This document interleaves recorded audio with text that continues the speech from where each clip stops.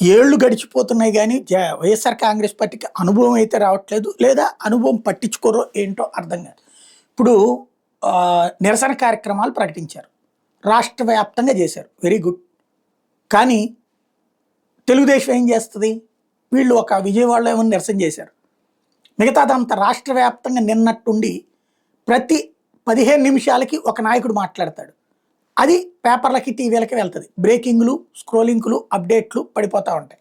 అలాగే వాట్సాప్ గ్రూపులు, ఫేస్బుక్ గ్రూపులు, వీటన్నిట్లలో చలామణి అవుతుంది. అనుకూల యూట్యూబ్ ఛానళ్లలో పెద్ద ఎత్తున ప్రొజెక్ట్ అవుతుంది. ఇక్కడ వైసీపీ చేసే యాజిటేషన్ గురించి అదే విధంగా చేయొచ్చు. అట్లాగే తెనాలి దానికి సంబంధించి వైసీపీ చేసినటువంటి యాజిటేషను లేదా జగన్ అక్కడికి వెళ్ళినటువంటి దాంట్లో ఒక్క వెర్షన్ తప్పించి ఇంకేం లేదు. దానికి వ్యతిరేకంగా 200 స్టేట్మెంట్లు ఉన్నాయి తెలుగుదేశం నుంచి, జనసేన నుంచి. అలాగే దీని మీద కూడా వెన్నుపోటు దినోత్సవానికి సంబంధించి స్టేట్మెంట్లు 5ో 10ో ఉంటాయి. దానికి సంబంధించిన రివర్స్ స్టేట్మెంట్లు 200 300 ఉంటాయి. ఇక్కడ ఏమైనా తక్కువ నాయకులు ఉన్నారా వైసీపీలో? ప్రతి అసెంబ్లీ నియోజకవర్గానికి సంబంధించిన నాయకుడు స్ట్రాంగే కదా.